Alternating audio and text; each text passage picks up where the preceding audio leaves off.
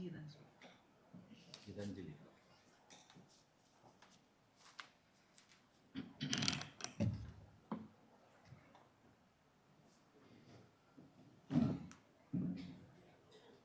എല്ലാവർക്കും നമസ്കാരം. ഇവിടെ കേരള യൂണിവേഴ്സിറ്റിയുടെ ഗവേഷക വിദ്യാർത്ഥി സംഘടനയുടെ നേതൃത്വത്തിലാണ് ഇത്തരമൊരു ചർച്ച ഇവിടെ സംഘടിപ്പിച്ചത്. ഇത് സംഘടിപ്പിച്ച ഗവേഷക വിദ്യാർത്ഥി യൂണിയൻ്റെ നേതാക്കന്മാരെ ഞാൻ ഹാർദമായി അഭിവാദ്യം ചെയ്യുന്നു. അതോടൊപ്പം സന്തോഷകരമായിട്ടുള്ള കാര്യം, ഈ വർഗീയതയുമായി ബന്ധപ്പെട്ട വിഷയത്തെക്കുറിച്ച്, പ്രത്യേകിച്ച് ന്യൂനപക്ഷ വർഗീയതയെക്കുറിച്ച് ഞാൻ എഴുതിയിട്ടുള്ള ഒരു പുസ്തകത്തെ ആസ്പദമാക്കി 3 യൂണിവേഴ്സിറ്റികളിലും ചർച്ച നടന്നു എന്നതാണ് സന്തോഷകരമായിട്ട്. അതിൽ ആദ്യം പുസ്തകം പുറത്തു വരുന്നതിന് മുമ്പ് തന്നെ അതേക്കുറിച്ചുള്ള വാർത്ത വന്നപ്പോൾ MG യൂണിവേഴ്സിറ്റി യൂണിയനാണ് ആ ചർച്ച ആദ്യമായിട്ട് സംഘടിപ്പിച്ചത്. അതിൽ നല്ല വിദ്യാർത്ഥി പങ്കാളിത്തമുണ്ടായി എന്നത് സന്തോഷിപ്പിക്കുന്ന കാര്യമാണ്. അതിനെ തുടർന്ന് കാലിക്കറ്റ് യൂണിവേഴ്സിറ്റി യൂണിയനും ഇതേപോലെ ചർച്ച സംഘടിപ്പിച്ചു. ഇവിടെ കേരള യൂണിവേഴ്സിറ്റി വിദ്യാർത്ഥി ഗവേഷകന്മാരായിട്ടുള്ള ആളുകൾ, അവരുടെ സംഘടനയുടെ നേതൃത്വത്തിലാണ് ഈ ചർച്ച. ഇവിടെ ഏറ്റവും കൂടുതൽ വിദ്യാർത്ഥി പങ്കാളിത്തം ഉണ്ടായി എന്നതും അങ്ങേയറ്റം സന്തോഷകരമായിട്ടുള്ള കാര്യമാണ്. ഇതെല്ലാം കാണിക്കുന്നത് പുതിയ തലമുറ ഈ വർഗീയ വിപത്തിനോട് എങ്ങനെയാണ് സമീപനം സ്വീകരിക്കുന്നത് എന്നതാണ്. ഇവിടെ ഭൂരിപക്ഷ ന്യൂനപക്ഷ വർഗീയതയും സമകാലിക കേരളവും എന്നതാണ് വിഷയം. വർഗീയവാദികളെ എതിർക്കുമ്പോൾ പലരും അതിന് പ്രതികരണമായി വരുന്നത്, നിങ്ങൾ ഹിന്ദുത്വ വർഗീയതയാണ് എതിർക്കുന്നതെങ്കിൽ ഈ എതിർക്കുന്നവർ ഹിന്ദുക്കൾക്കെതിരാണ്, ഹിന്ദു മതവിശ്വാസത്തിനെതിരാണ്. ഇസ്ലാം വർഗീയതയെ എതിർക്കുന്ന അവസരത്തിൽ അവർ പറയും, നിങ്ങൾക്ക് ഇസ്ലാമോ ഫോബിയ ബാധിച്ചിരിക്കുന്നു എന്ന്. ഈ നിലക്ക് വർഗീയതയെ എതിർക്കുമ്പോൾ മതവിശ്വാസത്തെ എതിർക്കുന്നതായി ദുർവ്യാഖ്യാനിച്ചുകൊണ്ടുള്ള പ്രചരണങ്ങൾ നടക്കുന്നുണ്ട്. ഇവിടെ നമ്മൾ കൃത്യമായി തിരിച്ചറിയേണ്ടത്, ഒരു മതവിശ്വാസി സ്വാഭാവികമായിട്ടും ഒരു വർഗീയവാദി ആവില്ല എന്നതാണ്. മതത്തെ രാഷ്ട്രീയ ആവശ്യത്തിന് വേണ്ടി ദുരുപയോഗം ചെയ്യുന്നതിൻ്റെ ഭാഗമായിട്ടാണ് വർഗീയത രൂപപ്പെടുന്നത്.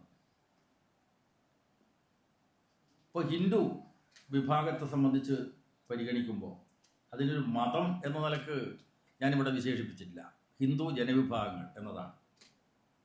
കാരണം ലോകത്ത് ഏറ്റവും കൂടുതൽ ക്രിസ്തീയ വിശ്വാസികളാണ്. ജനസംഖ്യയിൽ 31% പേര്.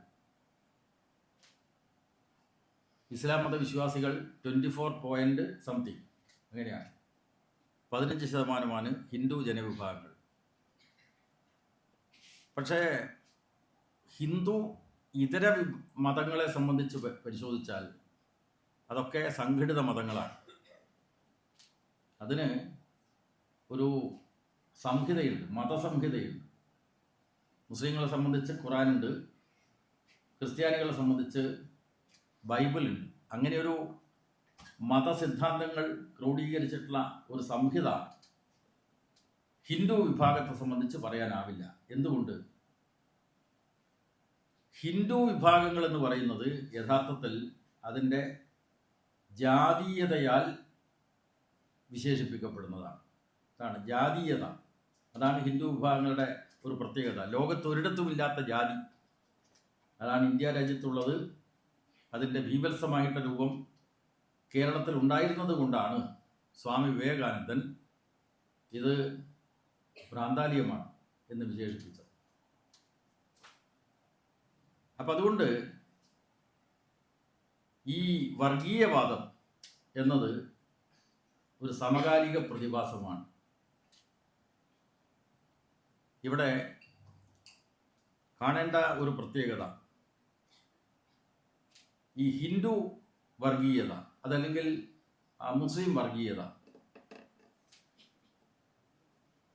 ഇസ്ലാം മതം രൂപപ്പെട്ടിട്ട് 1400 വർഷങ്ങളായി. എന്നാൽ ഇസ്ലാമിസ്റ്റുകൾ രൂപപ്പെട്ടിട്ട് 100 വർഷം മാത്രമേ ആയിട്ടുള്ളൂ. ഇത് ഹിന്ദുത്വത്തെ സംബന്ധിച്ചും ബാധകമായിട്ടുള്ള കാര്യമാണ്. ഇപ്പം നമ്മുടെ നാട്ടിലെ ഹിന്ദുത്വവാദികൾ പറയുന്നത് 5000 വർഷങ്ങൾക്ക് മുമ്പ് രൂപപ്പെട്ടതാണ് ഹിന്ദു മതം എന്നതാണ്. യഥാർത്ഥത്തിൽ ഞാൻ നേരത്തെ ഇവിടെ സൂചിപ്പിച്ചതുപോലെ ജാതീയമായ സവിശേഷതകളോട് കൂടിയാണ് ഇവിടെ ഹിന്ദു വിഭാഗങ്ങൾ രൂപപ്പെട്ടത്. ഹിന്ദു എന്ന് പറയുന്നത് തന്നെ ഒരു പേർഷ്യൻ വാക്കാണ്. സിന്ധു നദീതട തീരത്ത് താമസിക്കുന്നവരെ ഹിന്ദുക്കളെന്ന് പിന്നീട് വിളിക്കപ്പെട്ടു എന്നതാണ് നാം അനുമാനിക്കുന്നത്. ഇവിടെ കേരളീയ പശ്ചാത്തലത്തിൽ നോക്കുമ്പോൾ ഹിന്ദു ഏകീകരണത്തിലുള്ള മുദ്രാവാക്യമാണ് സമകാലികമായി ഉയർന്നുകൊണ്ടിരിക്കുന്നത്. ഹിന്ദു ഏകീകരണത്തിൻ്റെ ഭാഗമായി ഉയർത്തുന്ന മുദ്രാവാക്യം എന്താണ്? നായാടി മുതൽ നമ്പൂതിരി വരെ യോജിക്കണം. അതിൻ്റെ അടിസ്ഥാനം എന്താ? ജാതീയമായി വിഭജിക്കപ്പെട്ട സമൂഹത്തെ രാഷ്ട്രീയ ഉദ്ദേശത്തിന് വേണ്ടി ഏകീകരിക്കണം എന്നതാണ്.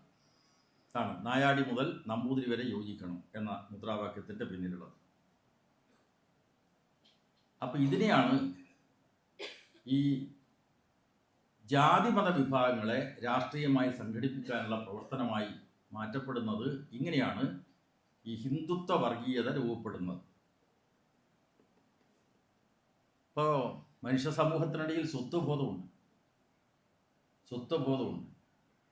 സ്ത്രീ സ്വത്വം, പുരുഷ സ്വത്വം, അങ്ങനെ പലതരം സ്വത്വബോധങ്ങളുണ്ട്. ഇന്ത്യയെ സംബന്ധിച്ചിടത്തോളം ജാതി സ്വത്വബോധവും വളരെ ശക്തമാണ്. ഉയർന്ന ജാതിക്കാരൻ്റെ വീട്ടുമുറ്റത്ത് താഴ്ന്ന ജാതിക്കാരന് പ്രവേശനമില്ല എന്ന അവസ്ഥ ഇന്ത്യയിൽ പലയിടത്തും നിലനിൽക്കുന്നു.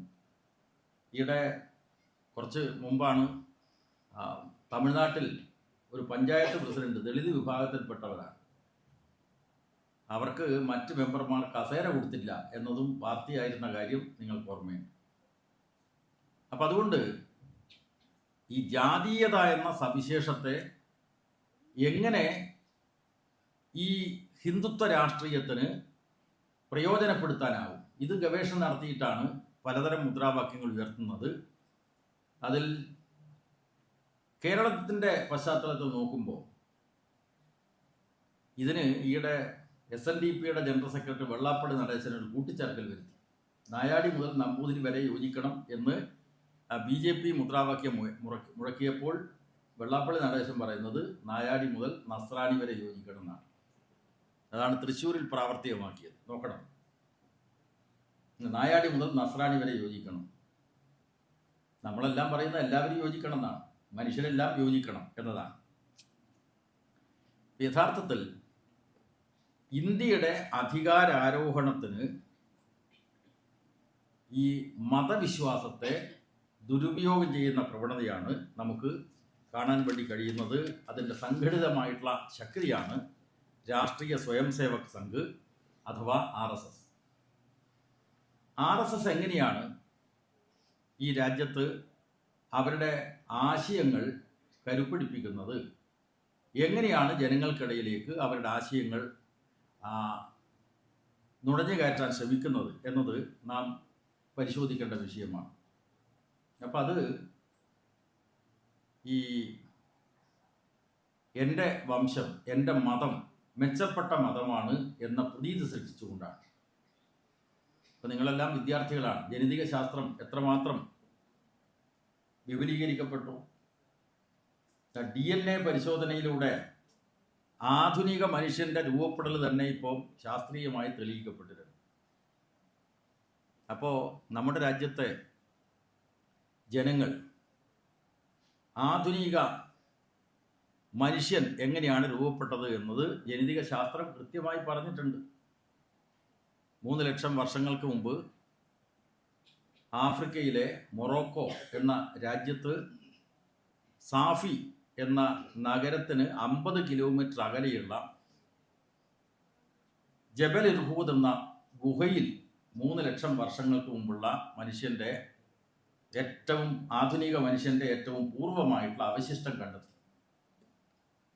ആ മേഖലയിൽ നിന്ന്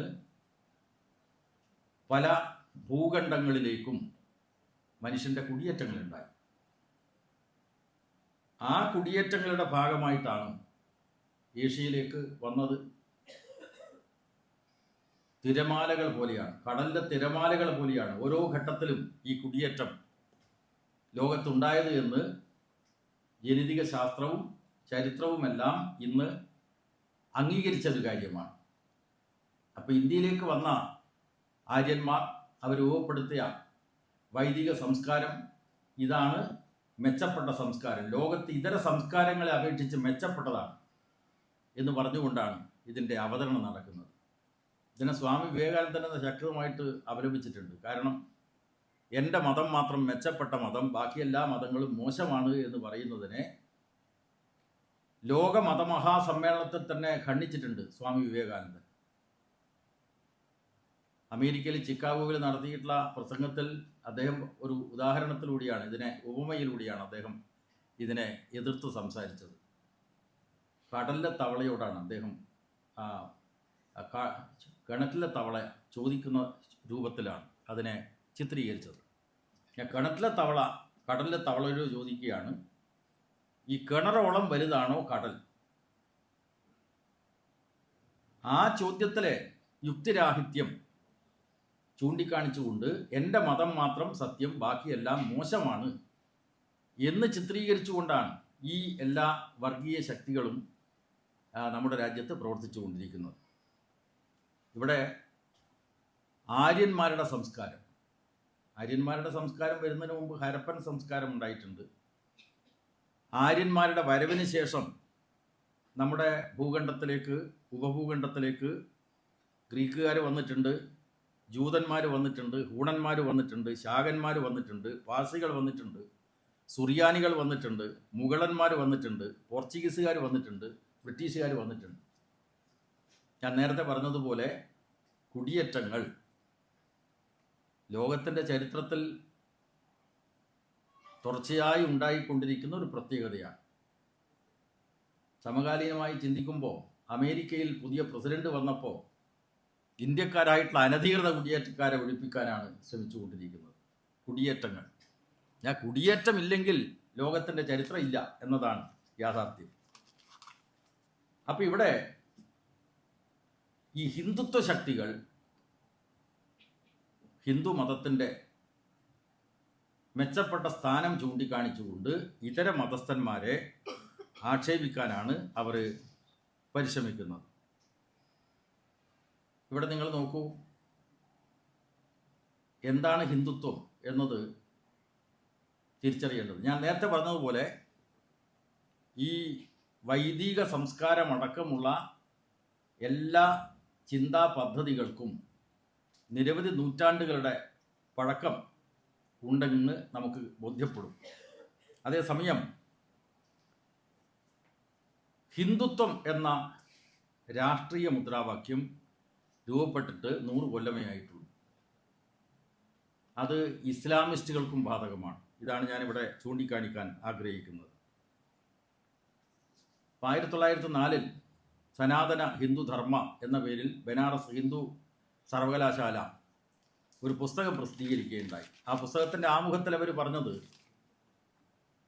ഇത് പാശ്ചാത്യ വിദ്യാഭ്യാസവുമായിട്ട് ഇതാണ്. പാശ്ചാത്യ വിദ്യാഭ്യാസം വന്നതിന് ശേഷം ഈ സനാതന മൂല്യങ്ങളെ പുനർനിർവചിക്കേണ്ടതുണ്ട്. പാശ്ചാത്യ വിദ്യാഭ്യാസം വന്ന സാഹചര്യത്തിൽ ഈ സനാതന ധാർമ്മിക മൂല്യങ്ങളെ ഒന്നുകൂടി ഉറപ്പിക്കേണ്ടതുണ്ട് എന്ന അടിസ്ഥാനത്തിലാണ് ആ പുസ്തകം പ്രസിദ്ധീകരിച്ചിട്ടുള്ളത്. ഇതുപോലെ തന്നെ ഇസ്ലാമിസ്റ്റുകൾ രൂപപ്പെടുന്നത് അങ്ങനെയാണ്. 1928 മുസ്ലിം ബ്രദർഹുഡ് ഈജിപ്തിൽ രൂപമെടുത്തത് ഇസ്ലാം മതവിശ്വാസികൾ ചരിക്കുന്ന വഴിയിൽ നിന്ന് വ്യത്യസ്തമായിട്ടുള്ള ഒരു ആശയധാര രൂപപ്പെടുത്താനാണ്. അങ്ങനെയാണ് മുസ്ലിം ബ്രദർഹുഡ് രൂപപ്പെടുന്നത്. അപ്പോൾ ഇന്ത്യയെ സംബന്ധിച്ചിടത്തോളം ഈ ഹിന്ദുത്വ ശക്തികളെയും അതുപോലെ തന്നെ മുസ്ലിം വർഗീയതയെയും കൃത്യമായി വിഭജിക്കുന്നതിന് വേണ്ടി ബ്രിട്ടീഷ് സാമ്രാജ്യത്വം കൃത്യമായ പദ്ധതികൾ ആവിഷ്കരിക്കുകയുണ്ടായി. ഡിവൈഡ് ആൻഡ് റൂൾ ആണ്, ഭിന്നിപ്പിച്ച് ഭരിക്കുക എന്നുള്ള സാമ്രാജ്യത്വ തന്ത്രത്തിന് വിധേയമായിട്ടാണ് രാജ്യത്തിലെ ഹിന്ദുത്വ തീവ്രവാദികളും അതുപോലെ തന്നെ മുസ്ലിം വർഗീയവാദികളുമൊക്കെ രൂപപ്പെടുന്നത്. 1923 ആരാണ് ഹിന്ദു എന്ന് നിർവചിച്ചുകൊണ്ട് വി.ഡി. സവർക്കർ മുന്നോട്ട് വരികയുണ്ടായി. അദ്ദേഹത്തിൻ്റെ പുസ്തകത്തിൽ പറഞ്ഞിട്ടുള്ളത് ആരാണ് ഹിന്ദു എന്ന ചോദ്യത്തിന് അദ്ദേഹം മറുപടി പറഞ്ഞു. അദ്ദേഹം പറഞ്ഞത് സിന്ധു നദി മുതൽ സമുദ്രം വരെ കിടക്കുന്ന ഭാരതവർഷഭൂമിയെ തൻ്റെ പിതൃഭൂമിയും പുണ്യഭൂമിയും, അതായത് തൻ്റെ മതത്തിൻ്റെ തൊട്ടിലുമായി കരുതുന്നയാളാണ് ഹിന്ദു. ഇങ്ങനെയാണ് ഹിന്ദുത്വം രൂപപ്പെട്ടത്. ആശയതലത്തിൽ സവർക്കർ മുന്നോട്ട് വച്ചിട്ടുള്ള ഈ ആശയത്തെ അടിസ്ഥാനപ്പെടുത്തിയാണ് ഇന്ത്യയിലെ ഹിന്ദുത്വം രൂപപ്പെടുന്നത്. ഇങ്ങനെ ഹിന്ദുത്വത്തെ നിർവഹിച്ചതിന് ശേഷം ഹിന്ദു രാഷ്ട്രം കെട്ടിപ്പടുക്കുന്നതിനുള്ള സമീപനം മുന്നോട്ട് വെക്കുകയുണ്ടായി. അപ്പോൾ ആരാണ് ഹിന്ദു എന്ന് നിർവചിച്ചു. തുടർന്ന് അതിനെ അടിസ്ഥാനപ്പെടുത്തി ഹിന്ദു രാഷ്ട്രം ഉണ്ടാക്കാനുള്ള മുദ്രാവാക്യവും അദ്ദേഹം മുന്നോട്ട് വെക്കുകയുണ്ടായി. അപ്പോൾ അത്തരമൊരു മുദ്രാവാക്യം മുന്നോട്ട് വെക്കുമ്പോൾ ചിലർ തിരസ്കരിക്കണം. ഞാൻ നേരത്തെ പറഞ്ഞതുപോലെ പല മതവിശ്വാസികളും ഇന്ത്യയിലേക്ക് കടന്നു വന്നിട്ടുണ്ട്. അപ്പോൾ ഇതര മതസ്ഥന്മാരെ അന്യവൽക്കരിക്കുന്നതിന് വേണ്ടിയുള്ള കൃത്യമായിട്ടൊരു ആശയ പദ്ധതി കൂടി ഇതിൻ്റെ ഭാഗമായി മുന്നോട്ട് വെക്കുന്നു. മെക്കയെയും മദീനയെയും ക്രിസ്തുവിൻ്റെ ജന്മസ്ഥലത്തെയും ഒക്കെ പാവനമായി കണക്കാക്കുന്ന ന്യൂനപക്ഷ വിഭാഗത്തെ അന്യമായി കാണുന്ന ഒരു ചിന്താഗതിയാണ് സവർക്കർ മുന്നോട്ട് വെച്ചത്. ഇതിൽ നിന്ന് വ്യത്യസ്തമായിട്ടുള്ള ഒരു രാഷ്ട്രമാണ് സ്വാതന്ത്ര്യത്തിന് ശേഷം ഇവിടെ രൂപപ്പെട്ടത് എന്ന് നമ്മളെല്ലാം മനസ്സിലാക്കിയിട്ട കാര്യമാണ്.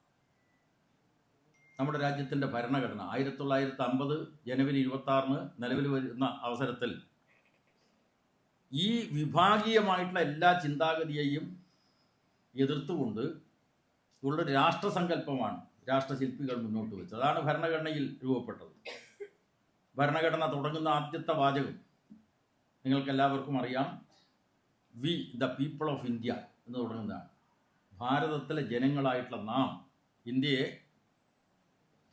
ഒരു പരമാധികാര രാജ്യമാക്കുന്നു, ഒരു മതനിരപേക്ഷ രാജ്യമാക്കുന്നു, ഒരു ജനാധിപത്യ രാജ്യമാക്കുന്നു, ഒരു സോഷ്യലിസ്റ്റ് റിപ്പബ്ലിക്കായി രൂപപ്പെടുത്തുന്നു. ജനങ്ങളായിട്ടുള്ള നമ്മളാണ്. ഈ ഭരണഘടന നിർമ്മാണ അസംബ്ലിയിൽ തന്നെ ഭേദഗതി വന്നിട്ടുണ്ട്. ഇങ്ങനെയല്ല ഇന്ത്യയുടെ ഭരണഘടന തുടങ്ങേണ്ടത്. In the name of God, ദൈവനാമത്തിൽ ഇന്ത്യൻ ഭരണഘടന തുടങ്ങണം എന്നുള്ള വാദഗതി ഭരണഘടനാ നിർമ്മാണ അസംബ്ലിയിൽ വന്നിരുന്നു. അത് വോട്ടിനിട്ട് തോൽപ്പിച്ചിട്ടാണ് ഇതേപോലെയുള്ള ഭരണഘടനയുടെ ആദ്യത്തെ വാചകം രൂപപ്പെടുന്നത്. എന്ന് പറഞ്ഞാൽ ദൈവത്തെ വോട്ടിനിട്ട് തോൽപ്പിച്ചത് ആരാണ്? നിരീശ്വരവാദികളാണ്? അല്ല, ദൈവവിശ്വാസികൾ ഉൾപ്പെടെയുള്ള ഭരണഘടനാ നിർമ്മാണ അസംബ്ലിയിലെ അംഗങ്ങളാണ് ദൈവത്തെ വോട്ടിനിട്ട് തോൽപ്പിക്കാൻ കൂടെ നിന്നത്. അപ്പം അങ്ങനെ രൂപപ്പെട്ട ഒരു ഭരണഘടനയുള്ള രാജ്യത്ത് സ്വാതന്ത്ര്യാനന്തരം മതനിരപേക്ഷതയും ജനാധിപത്യവും ഒക്കെ മുന്നോട്ട് വച്ച ഭരണാധികാരികൾ ഭരിച്ചു. അവരുടെ രാഷ്ട്രീയത്തിന് തകർച്ചയുണ്ടായി. സ്വാതന്ത്ര്യത്തിന് ശേഷം 30 വർഷക്കാലം ഇടതടവില്ലാതെ ഭരിച്ചത് കോൺഗ്രസ്സാണ്. ആ കോൺഗ്രസിൻ്റെ ജനവിരുദ്ധ നയങ്ങൾ, ജനാധിപത്യ വിരുദ്ധ നയങ്ങളൊക്കെ പ്രയോജനപ്പെടുത്തിക്കൊണ്ട് രാജ്യത്ത് ശക്തിപ്പെട്ടത് ഈ മതരാഷ്ട്രവാദികളാണ്. അങ്ങനെയാണ് BJP രാജ്യത്ത് അധികാരത്തിൽ വരുന്ന സാഹചര്യം ഉണ്ടായിട്ടുള്ളത്. രാജ്യത്തിൻ്റെ സ്വാതന്ത്ര്യ സമരത്തിൽ ഒരു പങ്കും വഹിക്കാത്തവരാണ് ഈ ഹിന്ദുത്വവാദികൾ. സവർക്കർ തന്നെ ഒരു ആദ്യഘട്ടത്തിൽ സമരത്തിൽ പങ്കെടുത്തിട്ടുണ്ട്. പിന്നീട് ബ്രിട്ടീഷ് സാമ്രാജ്യത്തിന് മാപ്പെഴുതി കൊടുത്താണ് മാൻ ജയിലിൽ നിന്ന് അദ്ദേഹം പുറത്തു വരുന്നത്. അതൊക്കെ ചരിത്രമാണ്, ഞാൻ അതിലേക്കൊന്നും കടന്നു പോകുന്നില്ല.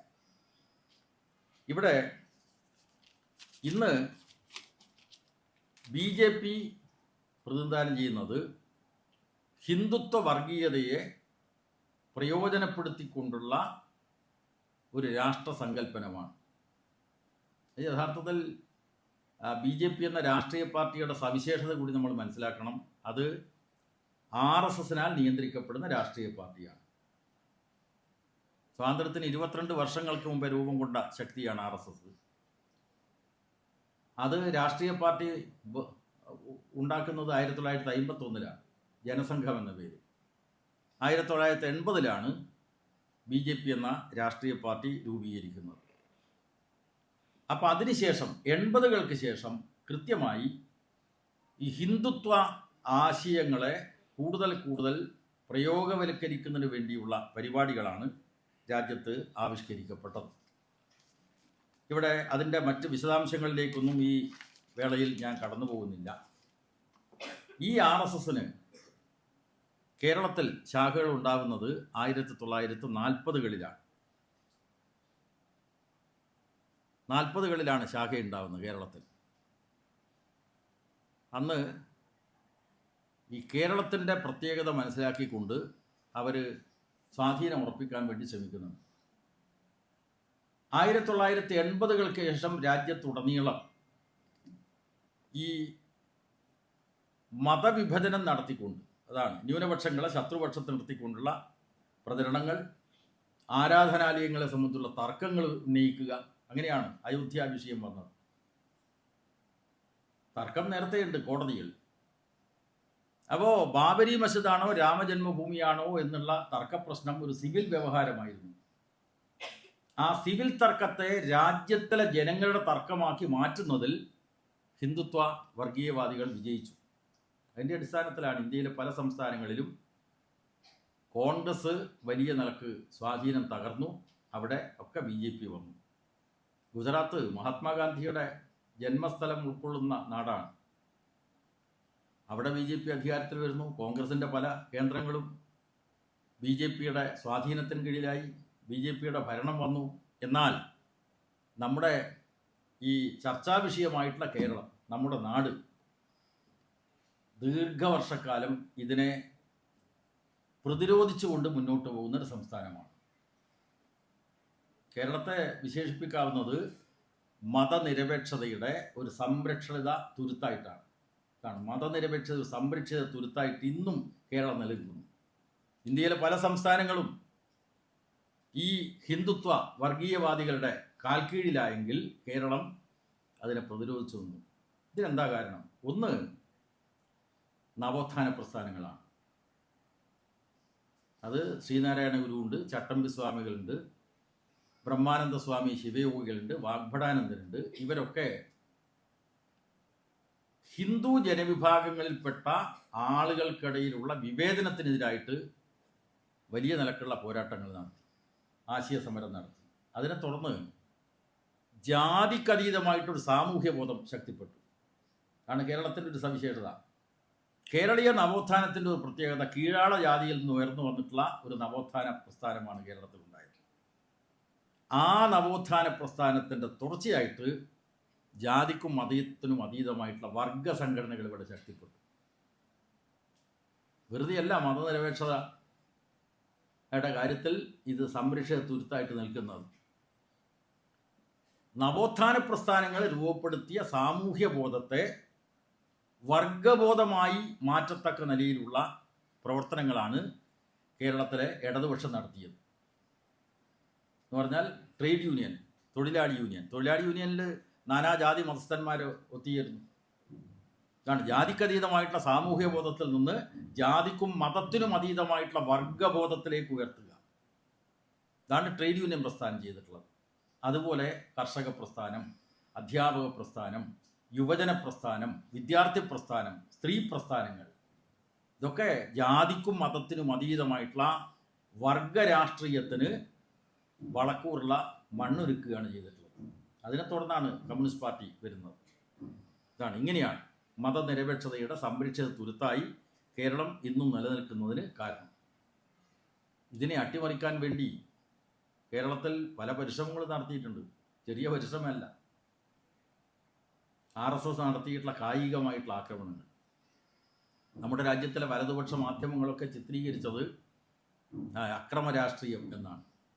യഥാർത്ഥത്തിൽ ചരിത്രത്തിൽ അതിൻ്റെ കാരണങ്ങളിലേക്ക് നമ്മൾ പരിശോധനയ്ക്ക് എത്തിക്കഴിഞ്ഞാൽ ഒരു കാര്യം നമുക്ക് ബോധ്യപ്പെടും. കേരളത്തിൽ സംഘപരിവാരത്തിൻ്റെ അധിനിവേശത്തിന് തടസ്സം നിൽക്കുന്നത് ഇടതുപക്ഷക്കാരാണ്, കമ്മ്യൂണിസ്റ്റുകാരാണ് എന്ന ബോധ്യത്തിൻ്റെ അടിസ്ഥാനത്തിൽ കൃത്യമായിട്ടുള്ള ഒരു അഖിലേന്ത്യാ പദ്ധതിയാണ് ഇവിടെ CPM-നെതിരായി പ്രയോഗിക്കപ്പെട്ടത്. ആക്രമങ്ങൾ കേരളത്തിൽ 14 ജില്ലകൾ, അതിൽ 13 ജില്ലകളിലും RSSൻ്റെ കായികമായിട്ടുള്ള ആക്രമണങ്ങൾ CPM-നെതിരായി വന്നിട്ടുണ്ട്. കൗതുകരമായിട്ടുള്ള കാര്യം, അവർ മുസ്ലിങ്ങളെയും ക്രിസ്ത്യാനികളെയും അപരവൽക്കരിക്കാൻ വേണ്ടിയുള്ള ആശയമാണ് ഹിന്ദുത്വ വർഗീയ പ്രത്യയശാസ്ത്രത്തിൻ്റെ ഭാഗമായി മുന്നോട്ട് വെക്കുന്നതെങ്കിലും കേരളത്തിൻ്റെ സവിശേഷത വെച്ച് ചില ശ്രമങ്ങൾ, മുസ്ലിം വിരുദ്ധമായിട്ടുള്ള നിലയിലുള്ള കലാപങ്ങൾക്കുള്ള ശ്രമങ്ങളൊക്കെ അവർ നടത്തിയിരുന്നെങ്കിലും മുഖ്യമായിട്ടുള്ള തടസ്സം കമ്മ്യൂണിസ്റ്റുകാരാണ്, CPM ആണ്. ആ തിരിച്ചറിവിൻ്റെ അടിസ്ഥാനത്തിലാണ് വലിയ കായിക ആക്രമണങ്ങൾ നടത്തിയത്. ഏതാണ്ട് 218 CPM പ്രവർത്തകന്മാരാണ് RSSകാരാൽ കൊല ചെയ്യപ്പെട്ടത്. അതിൻ്റെ തുടക്കം തലശ്ശേരി വർഗീയ കലാപം അവസാനിക്കുന്ന ഘട്ടത്തിലാണ്. UK കുഞ്ഞിരാമൻ ഇതാണ് തലശ്ശേരി വർഗീയ കലാപം. അത് അന്വേഷിച്ച ജോസഫ് വിധേയത്തിൽ കമ്മീഷൻ തന്നെ കൃത്യമായി പറഞ്ഞു വെച്ചു, RSSൻ്റെ ആസൂത്രണത്തിൻ്റെ ഭാഗമായിട്ട്. എന്ന് വെച്ചാൽ കേരളത്തിലെ ഹിന്ദു വിഭാഗത്തിനടക്ക് സ്വാധീനം നേടാനുള്ള ശ്രമത്തിൻ്റെ ഭാഗമായിരുന്നു 71 അവസാനത്തെ തലശ്ശേരി വർഗീയ കലാപം. പക്ഷെ ആ കലാപത്തെ അവസാനിപ്പിക്കുന്നതിനും നുണപ്രചരണങ്ങൾക്കെതിരായിട്ട് ക്യാമ്പയിൻ നടത്താനുമൊക്കെ പ്രവർത്തിച്ചത് CPIM. അങ്ങനെയാണ് ആദ്യത്തെ RSSൻ്റെ കൊലപാതകം നടക്കുന്നത്. പിന്നീട് ഇങ്ങോട്ട് CPM വിരുദ്ധമായിട്ടുള്ള നിലയിലുള്ള നിരവധി ആക്രമണങ്ങൾ നടന്നു. അതിൽ കൊല്ലപ്പെട്ടവരുടെ കാര്യമാണ് ഞാനിവിടെ പറഞ്ഞത്. എന്നാൽ കുറച്ച് വർഷമായിട്ട് സംഘർഷമൊന്നുമില്ലല്ലോ, അല്ലേ? സംഘർഷം താരതമ്യേന കുറഞ്ഞിരിക്കുന്നു എന്നതാണ് നമുക്ക് പറയാനാവുന്നത്, രാഷ്ട്രീയ സംഘർഷങ്ങൾ. പക്ഷേ സോഷ്യൽ എഞ്ചിനീയറിങ്ങിലും പൊളിറ്റിക്കൽ എഞ്ചിനീയറിങ്ങിലും അതിവിദഗ്ധന്മാരാണ് സംഘപരിവാർ. അപ്പോൾ കേരളത്തിൽ എങ്ങനെ നുഴഞ്ഞു കയറാം, അതെങ്ങനെ വിജയിപ്പിക്കാമെന്നത് അവർ പിന്നീട് ചില മാറ്റങ്ങൾ വരുത്തി. അതിൻ്റെ അടിസ്ഥാനത്തിൽ അവിടെ ജാതീയമായി ഭിന്നിപ്പിക്കുകയും മതപരമായി ഏകോപിപ്പിക്കുകയും ചെയ്യുന്ന പുതിയ രീതികൾ അവലംബിച്ചു.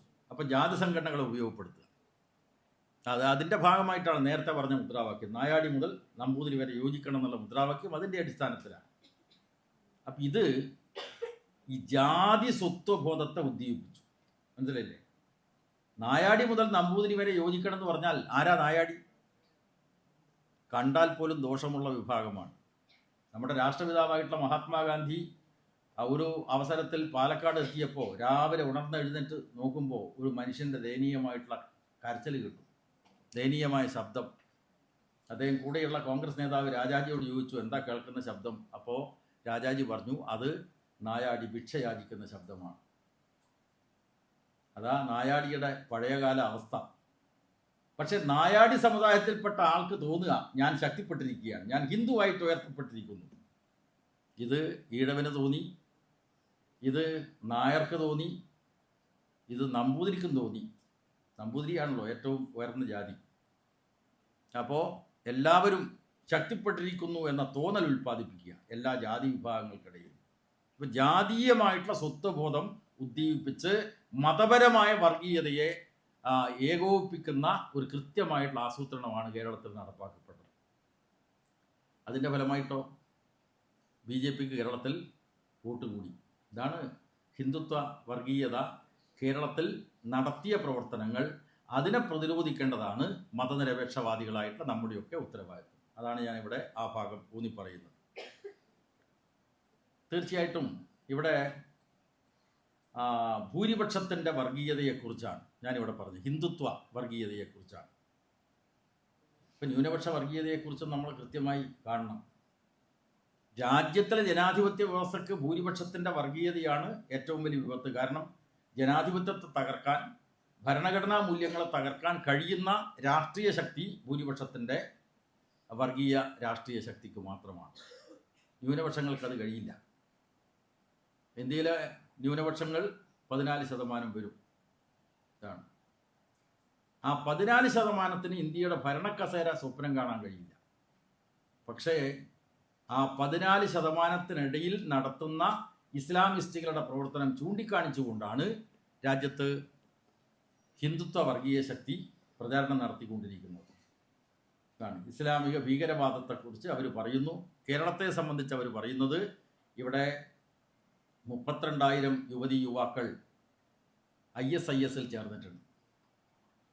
ISIS, Islamic state for Iraq and Syria.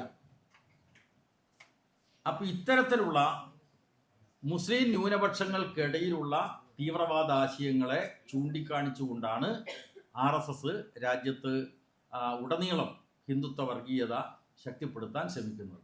കേരളത്തിലും ഇവിടെ കേരളത്തിൽ ISIS-ലേക്കുള്ള റിക്രൂട്ട്മെൻറ്റ് നടന്നിട്ടില്ലേ എന്ന് ചോദിച്ചാൽ നടന്നിട്ടുണ്ട്. പക്ഷേ സംഘപരിവാർ പ്രചരിപ്പിക്കുന്ന പോലെ 32,000 പേരൊന്നും ഇല്ല. ചിലർ പോയിട്ടുണ്ട് എന്നത് യാഥാർത്ഥ്യമാണ്. അപ്പോൾ 1 ലിറ്റർ പാലിൽ 1 തുള്ളി വിഷം കലർന്നാലും ആപത്ത് തന്നെ. ISIS-ലേക്കുള്ള റിക്രൂട്ട്മെൻറ്റിന് വേണ്ടി എന്താ പ്രചരിപ്പിക്കുന്നത്? അതും ഇസ്ലാമിക രാഷ്ട്രമാണ്. ഇസ്ലാമിസ്റ്റുകൾ അതാ പ്രചരിപ്പിക്കുന്നത്. അതിൻ്റെ പ്രധാനപ്പെട്ട വക്താക്കൾ ജമാഅത്തെ ഇസ്ലാമി, അതുപോലെ പോപ്പുലർ ഫ്രണ്ട്, അത് നിരോധിക്കപ്പെട്ട ശക്തിയാണ്. അതോടൊപ്പം SDPI-യും ആണ്. കേരളത്തിലെ ഇസ്ലാമിസ്റ്റുകൾ എന്നറിയപ്പെടുന്നത് ഇവരാണ്. ഈ ഇസ്ലാമിസ്റ്റുകളോട് മതനിരപേക്ഷവാദികൾക്ക് ഒരു തരത്തിലും പൊരുത്തപ്പെടാനാവുകയില്ല. ഇസ്ലാമിസ്റ്റുകളും നേരത്തെ പറഞ്ഞിട്ടുള്ളതുപോലെ ഹിന്ദുത്വവാദികളെപ്പോലെ തന്നെ അവർ രാജ്യത്തിൻ്റെ ദേശീയ സ്വാതന്ത്ര്യ സമരത്തോട് മുഖം തിരിഞ്ഞു നിന്നവരാണ്. ജമാഅത്തെ ഇസ്ലാമിയുടെ സ്ഥാപകനാണ് മൗദൂദി. മൗദൂദി പറയുന്നത് സ്വാതന്ത്ര്യ സമരത്തിൽ ഒന്നും മുസ്ലിങ്ങൾ പങ്കെടുക്കേണ്ടതില്ല. കാരണം ഇവിടെ ബ്രിട്ടീഷുകാർ പോയിട്ട് ആരാ അധികാരത്തിൽ വരുന്നത്? ഹിന്ദുക്കളാണ്. അതുകൊണ്ട് അമുസ്ലിം ഭരണസ്ഥാപനത്തിന് വേണ്ടി സമരം ചെയ്യുന്നത് മുസ്ലിങ്ങൾക്ക് ഹറാമാണ്. ഇന്ത്യയിലെ മുസ്ലിം ജനവിഭാഗത്തിൽ ഒട്ടേറെ ആളുകൾ സ്വാതന്ത്ര്യ സമരത്തിൽ പങ്കെടുക്കുന്നുണ്ട്. പക്ഷെ ജമാഅത്തെ ഇസ്ലാമിയുടെ സ്ഥാപകനായിട്ടുള്ള മൗദൂദി മുന്നോട്ട് വെച്ചത് ഈ സ്വാതന്ത്ര്യ സമരം തന്നെ ഹറാമായിട്ടൊരു കാര്യമാണ്. സ്വാതന്ത്ര്യ സമരത്തിൽ പങ്കാളിയായ മുസ്ലിങ്ങളെ പ്രജായത്വം നടപ്പിൽ വരുത്താനായി സമരം ചെയ്യുന്ന കപട വിശ്വാസികളെന്നാണ് അവർ വിശേഷിപ്പിച്ചത്. കാരണം RSS മതനിരപേക്ഷതയെപ്പറ്റി വിശേഷിപ്പിക്കുന്ന കപട മതനിരപേക്ഷത എന്നാണ്. കാപട്യമാണ്. ഇതേപോലെ സ്വാതന്ത്ര്യ സമരത്തിനെതിരായിട്ട് നിലപാട് സ്വീകരിച്ചവരാണ് ജമാഅത്തെ ഇസ്ലാമിയും അതിൻ്റെ സ്ഥാപകനായിട്ടുള്ള മൗദൂദിയും. അവർ സ്വാതന്ത്ര്യ സമരത്തിന് മാത്രമല്ല എതിരായിരുന്നത്. പിന്നെയോ നമ്മുടെ വീക്ഷണത്തിൽ മൗദൂദി പറയാണ്, നമ്മുടെ വീക്ഷണത്തിൽ മതേതരത്വം, ദേശീയത, ജനാധിപത്യം എന്നീ 3 ആശയങ്ങളും അബദ്ധജടിലങ്ങളാണ്. ഹുക്കുമത്തെ ഇലാഹി എന്നാണ് അവർ മുന്നോട്ട് വെക്കുന്നത്. ദൈവീക ഭരണം തന്നെയാണ്. ക്യാമ്പസുകളെ എങ്ങനെയാണ് ജമാഅത്തെ ഇസ്ലാമിക്കാർ വിശേഷിപ്പിക്കുന്നത്? കൊലാലയങ്ങൾ എന്നാണ്. കൊലയാലയങ്ങൾ എന്നാണ് ജമാഅത്തെ ഇസ്ലാമി വിശേഷിപ്പിക്കുന്നത്. ക്യാമ്പസുകളെ കൊലാലയങ്ങൾ എന്ന് വിശേഷിപ്പിക്കുന്ന ജമാഅത്തെ ഇസ്ലാമി എല്ലാ സ്വതന്ത്രമായിട്ടുള്ള പ്രവർത്തനങ്ങൾക്കും എതിര് നിൽക്കുന്ന ഒരു ശക്തിയായിട്ടാണ് പ്രവർത്തിച്ചു കൊണ്ടിരിക്കുന്നത്. ഇതിൽ കേരളത്തിലെ ജമാഅത്തെ ഇസ്ലാമിയുടെ പ്രവർത്തനം നോക്കുമ്പോൾ തീർച്ചയായിട്ടും ആദ്യകാലത്ത് അവർക്ക് വലിയ സംഘടനയൊന്നും ഉണ്ടായിട്ടില്ല. പക്ഷേ അവർ സമീപകാലം എന്ന് പറഞ്ഞാൽ 1987 അവർക്കൊരു പത്രം മലയാളത്തിൽ പ്രസിദ്ധീകരിക്കാനായത്. അവർ ചെയ്തതെന്താന്ന് പറഞ്ഞാൽ പൊതുവിൽ സ്വീകാര്യരായിട്ടുള്ള ആളുകളെ പത്രത്തിൻ്റെ മുന്നിൽ നിർത്തി. പ്രധാനപ്പെട്ട ആളുകളെ മുന്നിൽ നിർത്താൻ അവർ ശ്രമിച്ചു. ചിലർ മുന്നിൽ നിന്നു. എന്ന് പറഞ്ഞാൽ ഇതൊരു മുസ്ലിം പത്രമാണ് എന്ന് തോന്നാതിരിക്കത്തക്ക നിലയിലുള്ള ഒരു പ്രതീതി നിർമ്മിക്കാൻ അവർ ശ്രമിച്ചു. സംഘപരിവാരം ശ്രമിക്കുന്നതാണ് പ്രതീതി നിർമ്മാണം. മോദിയെപ്പറ്റി അങ്ങനെയാണല്ലോ, ലോക മഹർഷിയാണ് എന്നൊക്കെ പറഞ്ഞിട്ട് ഒരു പ്രതീതി നിർമ്മാണം, വ്യാജമായിട്ടുള്ള പ്രതീതി നിർമ്മാണം. ഈ ശൈലി ജമാഅത്തെ ഇസ്ലാമിയും സ്വീകരിച്ചതായിട്ട് കാണാൻ കഴിയും. അവർക്ക് ഒരു ദൃശ്യമാധ്യമമുണ്ട്, അതാണ് മീഡിയ വൺ. എന്നിട്ട് അത് മുസ്ലിം സമൂഹത്തിൻ്റെ പൊതുവായ പ്രതിനിധിയാണ് എന്നുള്ളൊരു തോന്നലുണ്ടാക്കുക. മുസ്ലിം സമുദായത്തിൻ്റെ പൊതുവായിട്ടുള്ള ഒരു പ്രതിനിധിയല്ല ജമാഅത്തെ ഇസ്ലാമി. അതല്ലെങ്കിൽ ഈ മതരാഷ്ട്രവാദികളായിട്ടുള്ള ആളുകൾ. മതരാഷ്ട്ര പ്രത്യയശാസ്ത്രം തന്നെ ഇസ്ലാം സമൂഹം അംഗീകരിക്കുന്നില്ല. ആണ് ജമാഅത്തെ ഇസ്ലാമിയെ അംഗീകരിക്കാത്തവരാണ് മുസ്ലിം മതവിശ്വാസികളിൽ 95%. വളരെ നേരിയ ഒരു ശതമാനം മാത്രമേ ഉള്ളൂ. അപ്പോൾ അവർ ഉണ്ടാക്കുന്ന പ്രസ്ഥാനത്തെ നിങ്ങൾ നോക്കൂ. അതിൻ്റെ ഒരു യൂത്ത് മൂവ്മെൻറ്റ് പേരെന്താണ്? സോളിഡാരിറ്റി യൂത്ത് മൂവ്മെൻ്റ് ആണ്. സോളിഡാരിറ്റി എവിടെയാണ് തുടങ്ങിയത്? പോളണ്ട് എന്ന് പറയുന്ന രാജ്യത്ത്, സോഷ്യലിസ്റ്റ് വ്യവസ്ഥയുണ്ടായിരുന്ന രാജ്യത്ത് അതിനെ അട്ടിമറിക്കാൻ വേണ്ടി രൂപപ്പെട്ട ലെക് വലേസയുടെ ഒരു സംഘടനയുടെ പേരാണ് സോളിഡാരിറ്റി. അവർ കേരളത്തിൽ, ഇന്ത്യയിൽ ജമാഅത്തെ ഇസ്ലാമിക്കാരുണ്ടാക്കിയ സംഘടനയുടെ പേരാണ് സോളിഡാരിറ്റി യൂത്ത് മൂവ്മെൻറ്റ്. എന്ന് മാത്രമല്ല, ഈ ജമാഅത്തെ ഇസ്ലാമി അടക്കമുള്ള ഇസ്ലാമിസ്റ്റുകൾ, അവർ മാത്രമല്ല പോപ്പുലർ ഫ്രണ്ടും വരും, ഇവർക്ക് നിരോധിക്കപ്പെട്ട സംഘടനയായിട്ടുള്ള മാവോയിസ്റ്റുകളുമായിട്ട് ബന്ധവും. ഇവിടെയാണ് ഒരു പോയിന്റിൽ അവർ യോജിക്കുന്നത്.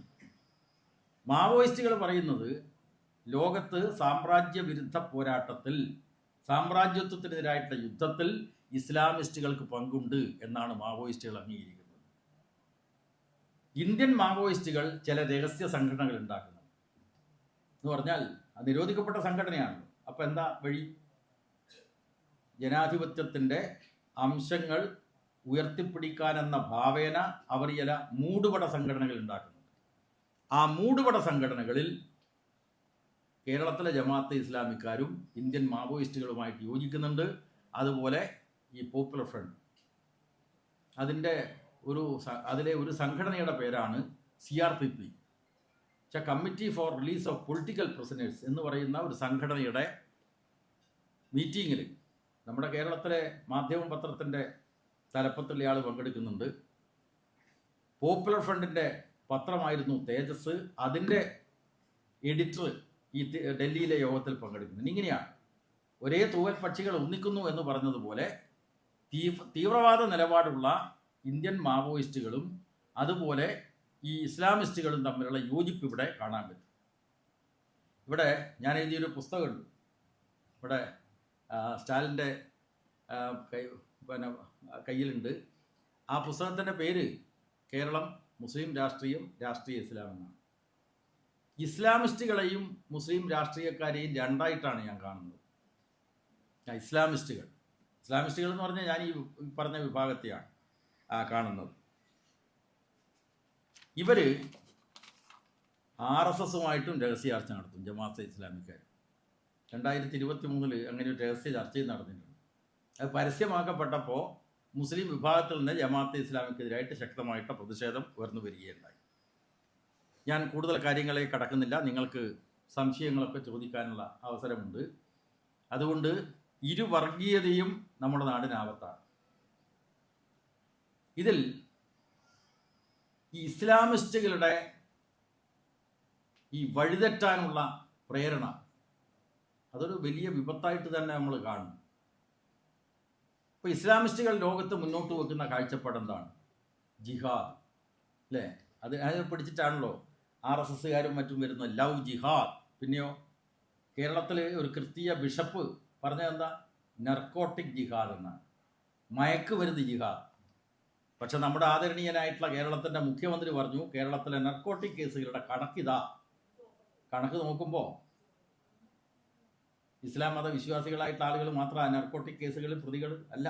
അത് ഹിന്ദു ഉണ്ട്, മുസ്ലിമും ഉണ്ട്, ക്രിസ്ത്യാനിയും ഉണ്ട്. എന്താ കാര്യം? പണം വേത്ത് കിട്ടും, അല്ലേ? പണത്തോടുള്ള ആർത്തിയെ ഉപയോഗിച്ചുകൊണ്ടാണ് നർക്കോട്ടിക് മാഫിയകൾ, മയക്കുമരുന്ന് മാഫിയകൾ കേരളത്തിൽ പ്രവർത്തിക്കുന്നത്. അപ്പോൾ അതിനെ ചൂണ്ടിക്കാണിച്ചുകൊണ്ട് ഒരു മുസ്ലിം വിരോധം ഉൽപ്പാദിപ്പിക്കാൻ വേണ്ടിയിട്ടാണ് പാലാ ബിഷപ്പ് നർക്കോട്ടിക് ജിഹാദ് എന്ന വിശേഷണം നടത്തിക്കൊണ്ട് ക്രിസ്ത്യാനികൾക്കിടയിൽ ഒരു ഇസ്ലാം വിരുദ്ധത ഉണ്ടാക്കാൻ ശ്രമം നടത്തും. അതിനോടൊന്നും നമുക്ക് യോജിക്കാനാവില്ല. പക്ഷേ ഇസ്ലാമിസ്റ്റുകൾ മുന്നോട്ട് വെക്കുന്ന ജിഹാദ് എന്ന ആശയത്തെ, ജിഹാദ് എന്ന് പറഞ്ഞ സത്യത്തിന് വേണ്ടിയുള്ള പോരാട്ടമാണ്, അതിൽ കുഴപ്പമൊന്നുമില്ല. എന്നാൽ ഇസ്ലാമിസ്റ്റുകൾ മുന്നോട്ട് വെക്കുന്ന ജിഹാദ് എന്താണ്? മുസ്ലിം ബ്രദർഹുഡ് 1928 ഹസനുൽ ബന്നയുടെ നേതൃത്വത്തിൽ രൂപപ്പെട്ടപ്പോൾ അതിൻ്റെ ലക്ഷ്യം പ്രഖ്യാപിച്ചത് ഇതാണ്: അള്ളാഹുവാണ് ഞങ്ങളുടെ ലക്ഷ്യം, പ്രവാചകനാണ് ഞങ്ങളുടെ നേതാവ്, ഖുറാനാണ് ഞങ്ങളുടെ നിയമം, ജിഹാദാണ് ഞങ്ങളുടെ മാർഗം, അള്ളാഹുവിൻ്റെ മാർഗത്തിൽ മരണമടയുക എന്നതാണ് ഞങ്ങളുടെ ഏറ്റവും വലിയ പ്രതീക്ഷ. മനസ്സിലായില്ലേ? ജിഹാദിന് വേണ്ടി മരിക്കുക. നമ്മുടെ നാട്ടിൽ നിന്ന് ചില ചെറുപ്പക്കാരെയൊക്കെ ഈ മതഭ്രാന്തിന് അടിപ്പെട്ടിട്ട് സിറിയയിൽ കൊണ്ടുപോയല്ലോ, അഫ്ഗാനിസ്ഥാനിൽ കൊണ്ടുപോയല്ലോ. എന്നിട്ട് അവിടെയുള്ള പട്ടാള 5 നേരം നിസ്കരിക്കുന്ന സൈനികരുമായിട്ട് യുദ്ധം ചെയ്തു. കാശ്മീരിലെ കുപ്വാരയിൽ കണ്ണൂരിൽ നിന്ന് 4 ചെറുപ്പക്കാർ പോയി ഇന്ത്യൻ പട്ടാളവുമായി ഏറ്റുമുട്ടി കൊല്ലപ്പെട്ടു. കൊല്ലപ്പെട്ടാൽ അവർക്ക് കിട്ടുന്ന കാര്യം എന്താണ്? സ്വർഗം, അല്ലേ? ആ സ്വർഗം തേടിയുള്ള യാത്ര, ഇസ്ലാമിസ്റ്റുകൾ സ്വർഗം തേടിയുള്ള യാത്രയിലേക്കാണ് മുസ്ലിം സമുദായത്തിൽപ്പെട്ട ആളുകളെ വഴിതെറ്റിക്കാൻ ശ്രമിക്കുന്നത്. പക്ഷേ കണ്ണൂരിലല്ല, കാശ്മീരിലെ കുപ്വാരയിൽ കൊല്ലപ്പെട്ട കണ്ണൂർ സ്വദേശി ഫയാസിൻ്റെ ഉമ്മ പറഞ്ഞിട്ടുള്ള കാര്യം നമ്മളെയൊക്കെ അങ്ങേയറ്റം മനസ്സിനെ വിഷമിപ്പിക്കുന്നതാണ്. എൻ്റെ മകൻ വഴിതെറ്റിപ്പോയി എന്നാണ് ഞാൻ കരുതിയത്. അത്യാവശ്യം ചില മോഷണ കേസുകളിലൊക്കെ അവൻ പ്രതിയായി, അവൻ ജയിലിലടക്കപ്പെട്ടു. ജയിലിൽ നിന്നാണ് ഇസ്ലാമിസ്റ്റുകളുമായിട്ട് ബന്ധപ്പെട്ടത് എന്നതാണ്. ഇസ്ലാമിസ്റ്റുകൾ അവർ പറയുന്നില്ല. ഒടുവിൽ ആ ചെറുപ്പക്കാരൻ, ആ മകൻ എൻ്റെ വീട്ടിൽ തുടർച്ചയായിട്ട് വരാതായി. ഞാൻ അന്വേഷിച്ചു. അവനെ കൂട്ടിക്കൊണ്ടുപോയ സുഹൃത്തിനോട് ചോദിച്ചപ്പോൾ പറഞ്ഞു, അവർ ഈ ഫയാസ് ഖുറാൻ ക്ലാസ്സിൽ പങ്കെടുക്കാൻ ഹൈദരാബാദിലേക്ക് പോയിരിക്കുന്നു എന്ന വിവരമാണ് എന്നോട് പറഞ്ഞത് സുഹൃത്ത്. അപ്പോൾ മതവിശ്വാസിയായിട്ടുള്ള ഉമ്മ ആത്മാഭിമാനം കൊണ്ട് നന്നായില്ലേ? അത്യാവശ്യം മോഷണ കേസിലൊക്കെ പ്രതിയായിട്ടുള്ള എൻ്റെ മകൻ ആത്മീയ കാര്യങ്ങളിൽ ഇടപെടുന്നു, ഖുറാൻ ക്ലാസ്സിൽ പങ്കെടുക്കാൻ വേണ്ടി പോയി എന്ന് പറഞ്ഞാൽ ഓൻ നല്ല മാർഗത്തിലേക്ക് പോയി എന്നാണ് ഞാൻ കരുതിയത്. അവസാനം ഇന്ത്യൻ പട്ടാളവുമായി ഏറ്റുമുട്ടി കൊല്ലപ്പെട്ടു എന്ന് അറിഞ്ഞു. അവൻ്റെ മയ്യത്ത് പോലും എനിക്ക് കാണേണ്ടതില്ല എന്ന് പ്രഖ്യാപിച്ച ഉമ്മ. ആ ഉമ്മമാരുടെ രാജ്യമാണ് നമ്മുടെ രാജ്യം. അതുകൊണ്ട് നമ്മൾ ആശങ്കപ്പെടേണ്ടതില്ല. ജനാധിപത്യത്തിനും മതനിരപേക്ഷതക്കും വേണ്ടി എല്ലാ വർഗീയതയെയും എതിർക്കാനുള്ള ഒരു ബോധത്തിലേക്ക് നമ്മൾ മാറേണ്ടത്. സിയാബുദ്ദീൻ സർദാർ എന്ന പ്രശസ്തനായിട്ട ഗ്രന്ഥകാരൻ എഴുതിയിട്ടൊരു പുസ്തകമുണ്ട്, സ്വർഗം തേടി. അതിൽ പറയുന്നത് അള്ളാഹുവിൻ്റെ മാർഗത്തിൽ മരണം ആണ് ഞങ്ങളുടെ ഏറ്റവും വലിയ പ്രതീക്ഷ എന്ന് പറയുന്നതിനോട് എനിക്ക് യോജിപ്പില്ല. അള്ളാഹുവിൻ്റെ മാർഗത്തിൽ ജീവിക്കുകയാണ് ആവശ്യം. അതുകൊണ്ട് ഇവിടെ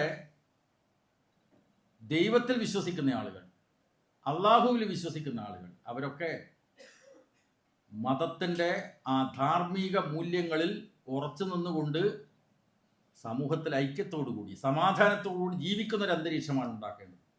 ആ ജീവിക്കുന്ന അന്തരീക്ഷത്തിന് വിഘാതം സൃഷ്ടിക്കുന്ന ആശയങ്ങളാണ് രാജ്യത്തിലെ ഭൂരിപക്ഷ ന്യൂനപക്ഷ വർഗീയവാദികൾ മുന്നോട്ട് വെക്കുന്നത്. അവയെ എതിർത്ത് തോൽപ്പിച്ചുകൊണ്ട് മാത്രമേ നമുക്ക് മതനിരപേക്ഷത സംരക്ഷിക്കാനാവൂ. പ്രത്യേകിച്ച് കേരളത്തിൻ്റെ പശ്ചാത്തലത്തിൽ മതനിരപേക്ഷതയുടെ സംരക്ഷിത തുരുത്തെന്നാണ് ഞാൻ വിശേഷിപ്പിച്ചത്. ആ സംരക്ഷിത തുരുത്തിനെ നമുക്ക് നല്ല നിലയ്ക്ക് ശക്തിപ്പെടുത്താൻ കഴിയണം. ഇത്തരം തെറ്റായ ആശയങ്ങളെ നമുക്ക് എതിർത്ത് തോൽപ്പിക്കാനാവണം. അതിന് ഈ സെമിനാറും ചർച്ചയും സഹായിക്കും എന്നുള്ള വിശ്വാസത്തോടു കൂടി നിങ്ങളെയെല്ലാം ഹാർദമായി അഭിവാദ്യം ചെയ്തുകൊണ്ട് ഞാൻ എൻ്റെ വാക്കുകൾ അവസാനിപ്പിക്കുന്നു. നന്ദി, നമസ്കാരം.